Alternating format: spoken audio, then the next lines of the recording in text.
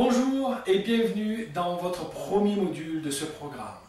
Alors, aujourd'hui, nous allons voir comment améliorer votre performance de manière considérable par une augmentation de votre perception, par une amélioration de votre créativité pour trouver des solutions là où les autres ne voient que des impasses.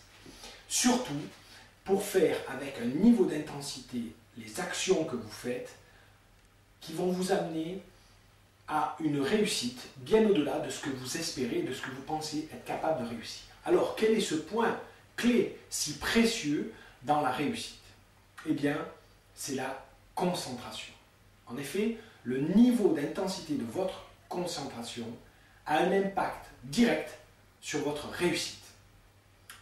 De nombreuses études, notamment certaines faites en sudoku, mots croisés et échecs, ce qui revient à des stratégies qu'on peut avoir dans notre quotidien, qu'on prend au niveau de l'entreprise, au niveau de nos relations, etc., ont montré que les personnes concentrées avaient des niveaux de performance 50 à 100%, entre 50 et 100% plus élevés que des personnes qui étaient concentrées comme on l'est quotidiennement, au bureau, au travail, en pensant à autre chose, en faisant un peu autre chose, et éventuellement en étant perturbés par un appel, les gens qui viennent nous voir, les mails qui arrivent, qu'est-ce qui se passe sur Internet, on zappe tout le temps sur la télévision.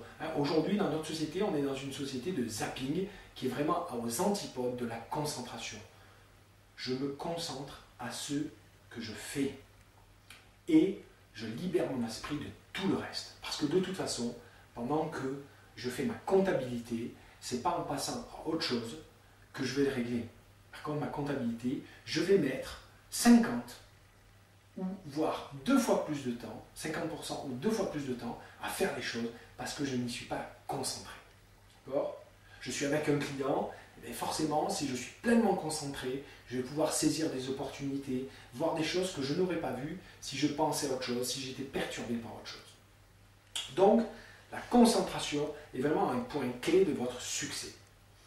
3 éléments pour la réussir. La première, c'est que la concentration nécessite des rituels.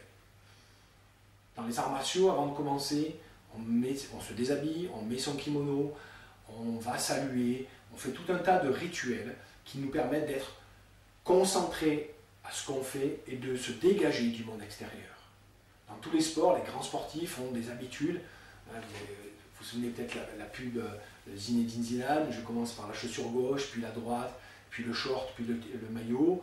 C'est pas dans l'autre sens, il ne met pas le maillot, le short, et après les chaussures, parce que tout ça c'est un rituel qui, certes peut paraître comme une superstition, mais d'un point de vue neurologique, prépare votre cerveau, étape par étape, à être dans les meilleurs états de perception, d'application possible. On retrouve la même chose chez les grands entrepreneurs, les grands commerciaux, d'accord, qui avant de commencer une action importante pour eux, suivent un rituel qui les met dans les meilleures dispositions.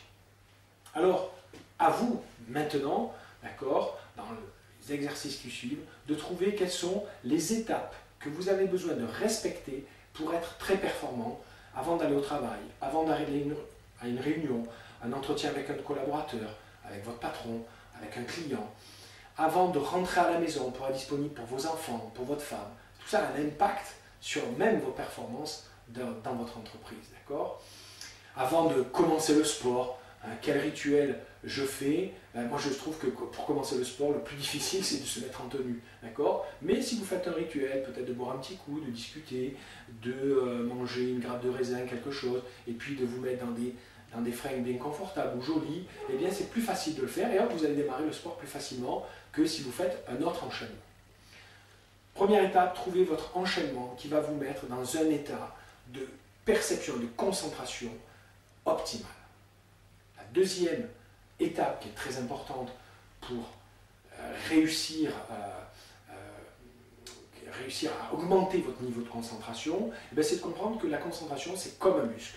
Si je ne la travaille pas, elle se réduit, elle se diminue et j'ai l'impression de ne plus être capable de me concentrer. Si je la travaille, plus je la travaille, plus mon niveau de concentration va être élevé et je vais être de plus en plus concentré, donc de plus en plus performant. Enfin, le troisième niveau, qui va avec le deuxième, c'est que pour pouvoir la travailler régulièrement, je peux appliquer ce niveau de concentration dans différents domaines de vie, dans différents endroits, et ce n'est peut-être pas forcément la même logique et la même stratégie. D'accord ?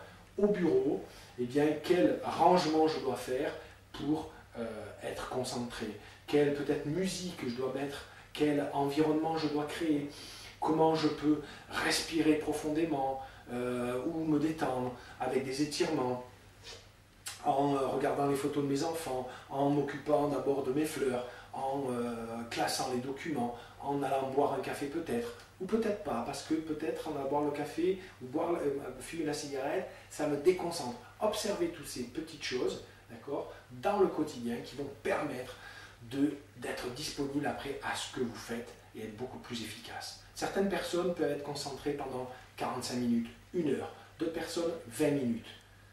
Chronométrer ces cycles-là et vous allez pouvoir être beaucoup plus efficace. Voilà pour cette vidéo. Je vous donne rendez-vous à la semaine prochaine pour un prochain module. Et en attendant, je vous souhaite bonne chance, bonne concentration à ce que vous faites pour augmenter vos performances.